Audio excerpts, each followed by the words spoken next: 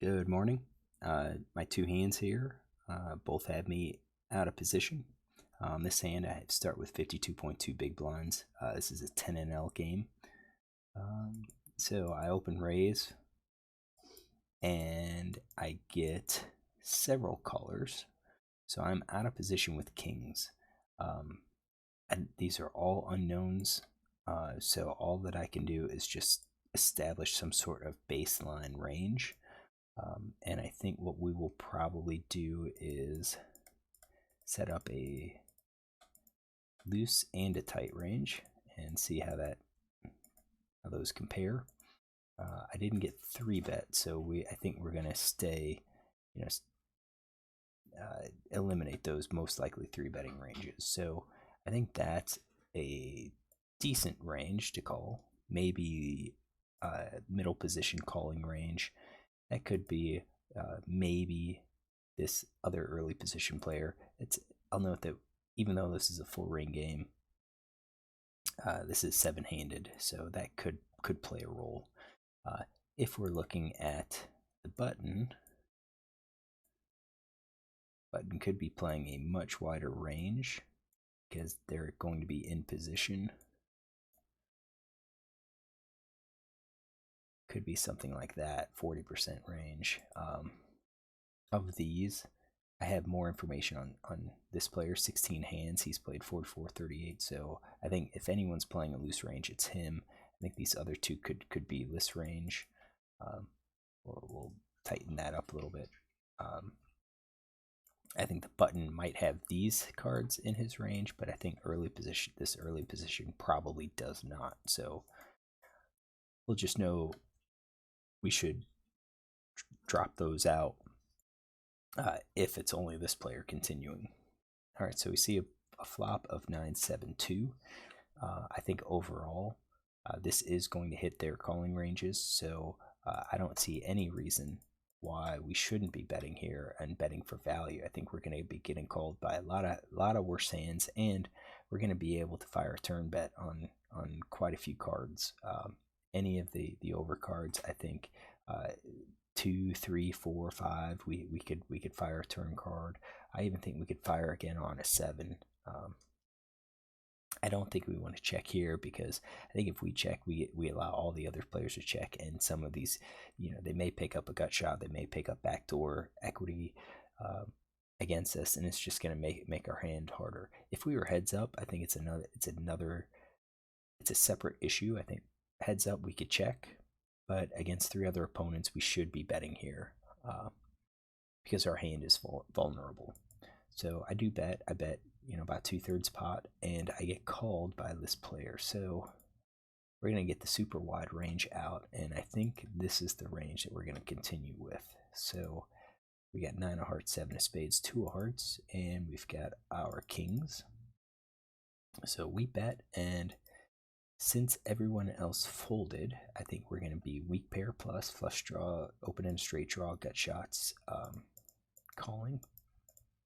This is at a minimum.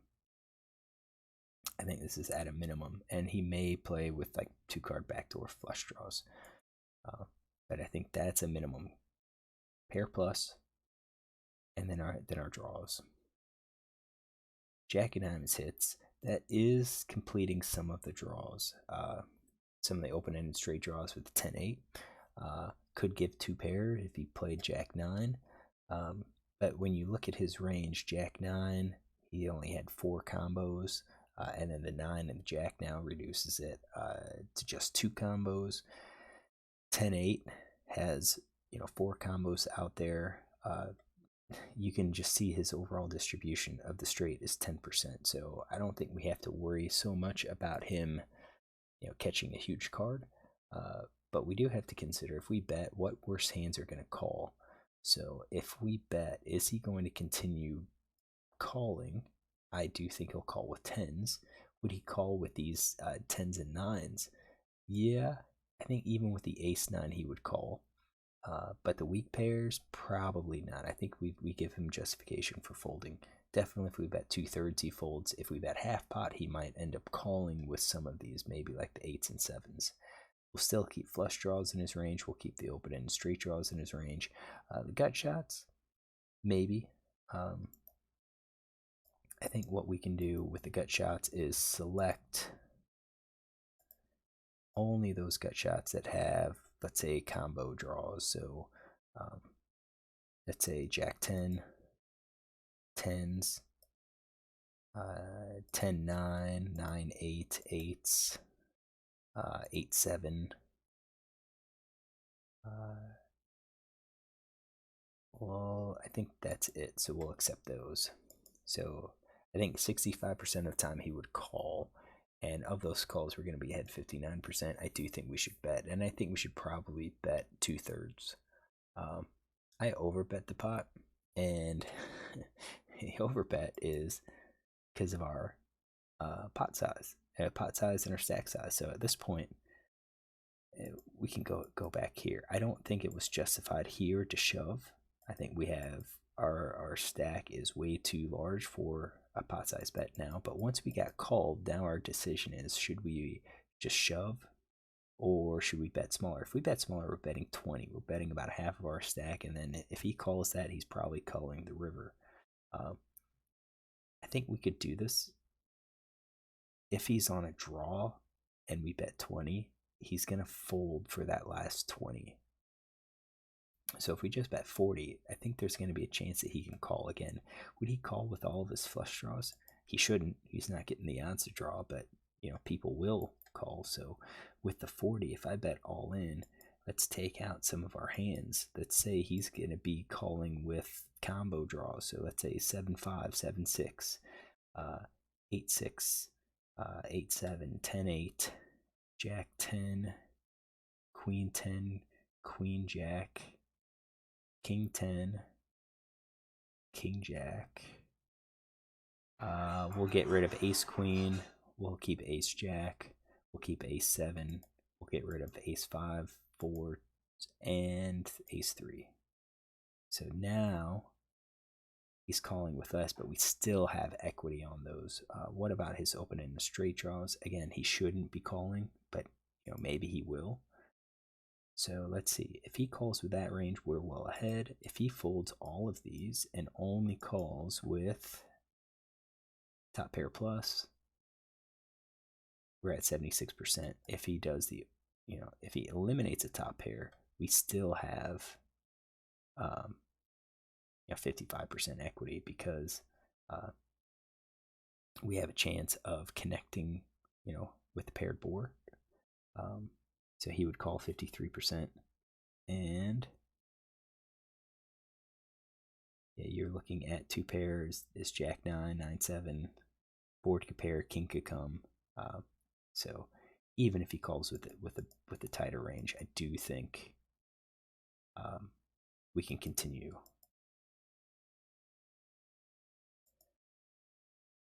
So I bet he called. I think that's kind of maybe what he's calling.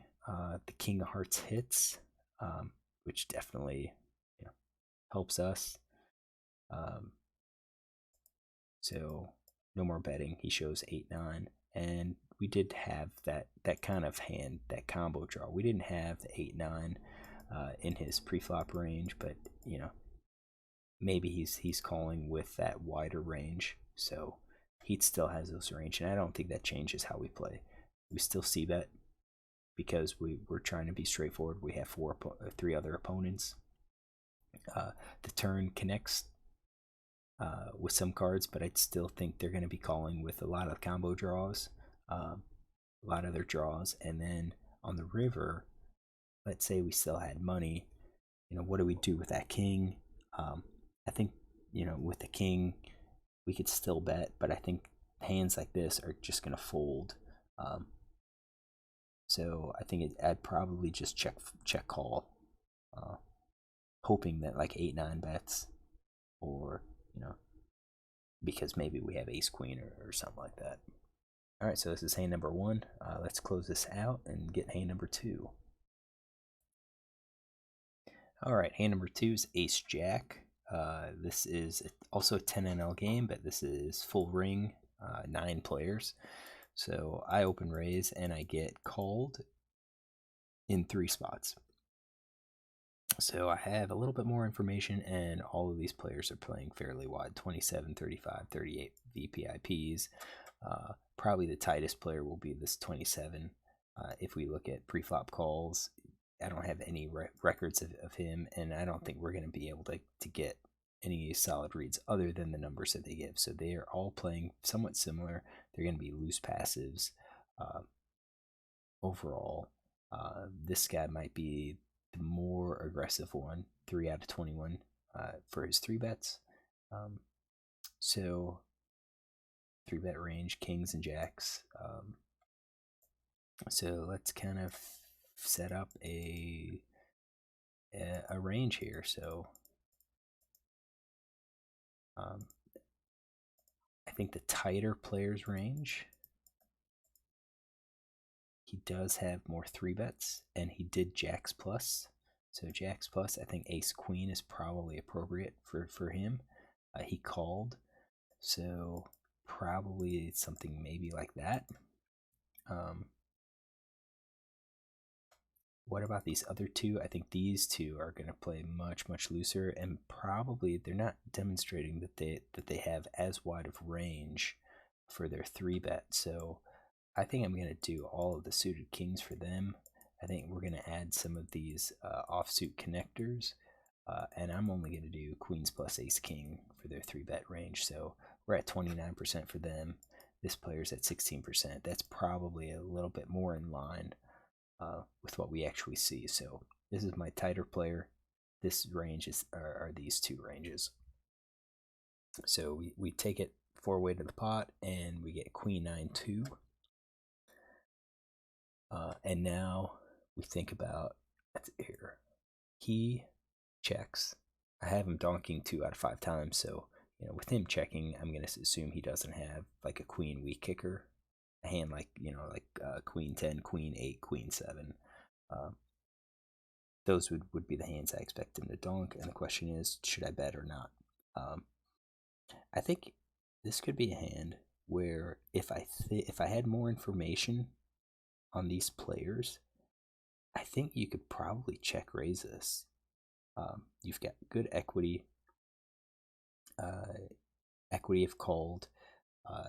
We could easily rep, aces, kings, queens, ace queen probably as well, and have these club draws that help to balance those premium ranges. But in order to make that check raise, we have to be confident that one of these players is likely going to raise. And against these players that seem to be passive, I don't think we're going to see that, and especially in a multi-way pot.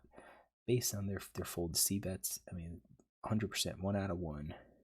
We've got 1 out of 1, 1 out of 1, 1 out of 1. So far, it seems like they're just going to fold. So I don't think it's going to be reliable for us to check and then plan for a check raise. And I don't really want to check and let it go through, because then it's going to make it that much harder to generate folds with our semi-bluffing hand. So I do think since they're kind of unknowns and they're not looking to be overly aggressive, I think we should probably just check c-bet here, which is what I did. I did half pot. Is half pot appropriate, or should I have gone larger? Again, right now it looks like they're passive. They're kind of loose, but they've all the information I have is that they fold. So I think half pot or 2/3 is probably going to be generate the same number of folds no matter what. So I think going a little bit smaller with our draw would be appropriate. I think even going smaller with ace queen would be appropriate. I think we're going to get called by queens. I think we're going to get called by flush draws, by possible straight draws, by like a hand like 10-9 or jack-9, 9-8, maybe like ace-3, ace-4 could call, hoping with that backdoor gut shots. And definitely sizing smaller would encourage those weaker hands, those ace-3, ace-4s to call. So I did half pot, and of course the tighter player calls. So let's get our hands here. So ace jack of clubs, we got queen of hearts, 9 of clubs, 2 of clubs. All right, so we bet, and he calls, and now he's calling knowing that he has people behind him. So I do think I think if he had a set, he'd probably just raise. So let's take the set out. I think top pair probably just calls. I don't know why he would invest a lot of money in there, knowing that I raise pre-flop. And definitely his top pair could be dominated. So king, queen, queen, jack, queen, 10. He could easily call with those, and then if I checked him on the turn, he could lead with those, being somewhat confident that I might not have that queen. I think he'll call pocket pair below top pair. Middle pair, I think the only middle pair that doesn't have some sort of backdoor is that ace 9, so we'll leave that in there. The weak pairs, I don't think so. I think in the multi-way pot, he'll probably just fold those. Flush draw, he'll call. Open end straight draw, he'll call. I think gut shots probably call at least once, hoping to connect and then win a big pot. So I think he is only continuing 43.9%, and right now our equity is 60%, so we have pretty good equity against his calling range. Turn is at 10 of clubs, and I think that's pretty good for us, like really good for us. All right, so now pot's 26. Our effective stack is 90. How do we get the most money in that, in the pot? So if I bet, let's think about what cards are going to call. So I do think two pairs sets are going to call. Top pairs probably still call. But I think middle pairs are just gonna fold.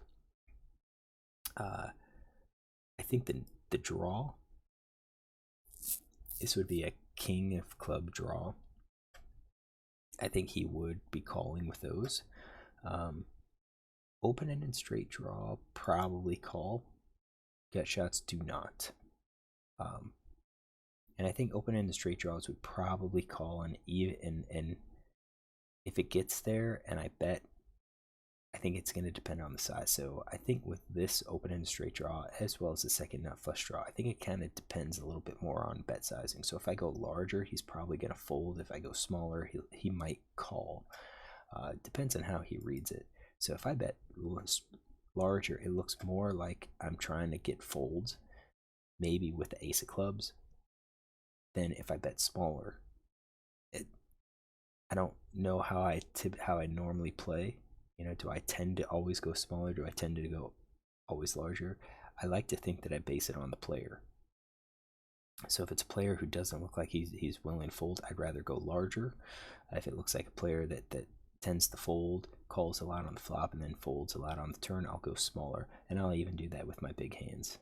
So it's on me. I bet 2/3 pot, so or a little more than half.